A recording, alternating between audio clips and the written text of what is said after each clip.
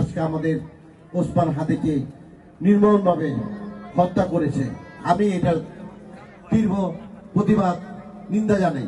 স্বাধীনতার অর্জন শুধু স্মৃতিচারণ নয়, তা দায়িত্ব ও প্রত্যয়ের নাম। এই উপলব্ধিকে সামনে রেখে বাঁশপট্টি যুব সংঘ এক দোয়া মাহফিলের আয়োজন করেছে। বিজয় দিবস এই কর্মসূচিতে সাবেক প্রধানমন্ত্রী বেগম খালেদা জিয়ার সুস্থতা কামনা করা হয়। পাশাপাশি জুলাই বিপ্লবের আলোচিত নেতৃত্ব ইনকলাব মঞ্চের মুখপাত্র শরীফ ওসমান হাদির রুহের মাগফিরাত কামনায় বিশেষ মোনাজাত অনুষ্ঠিত হয়। আজকে আমাদের ওসমান হাদিকে নির্মমভাবে হত্যা করেছে। আমি এটার তীব্র প্রতিবাদ নিন্দা জানাই। যেরকম আমাদের ভাই হাদিকে মারছে, আমরা চাই যে নতুন একটি আইন করে, যেহেতু তত্ত্বাবধায়ক সরকার আছে, নতুন একটি আইন করে স্টেডিয়ামে নিয়ে তাদের মা তিনবারের প্রধানমন্ত্রী দেশনেত্রী বেগম খালেদা জিয়া অসুস্থ, আপনারা সবাই, আমি আপনাদেরকে আবারও বলতেছি যে আমরা সবাই তার জন্য যে অবস্থায় পারি ইনশাল্লাহ আমরা তার জন্য নামাজ পড়ে আমরা দোয়া করবো, সেটাও আবার আগের মতো আমাদের এই এলাকায় সুন্দরভাবে আইসা উন্নয়ন করতে পারে।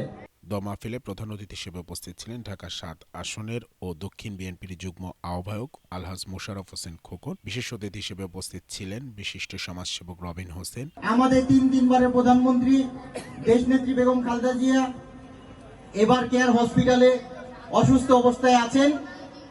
তো আমরা উনার জন্য বিশেষ করে দোয়া করব, যাতে আল্লাহ উনাকে অতি শীঘ্রে সুস্থ করে আমাদের মাঝে আবার ফিরিয়ে আনেন।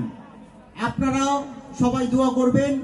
সমগ্র বাংলাদেশের মানুষ দোয়া করছে, বিভিন্ন দেশ থেকেও আমাদের বাংলাদেশি ভাই বোন সবাই ওনার জন্য দোয়া করছে।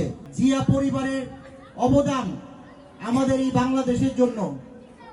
আজকে আমাদের স্বাধীনতার ঘোষক রাষ্ট্রপতি জিয়াউর রহমান সাহেব আজকে এই দেশের যত উন্নয়ন বলেন, রাস্তাঘাট বলেন, আজকে বৃক্ষরোপণ কর্মসূচি সবকিছু কিন্তু উনারই শিখানো।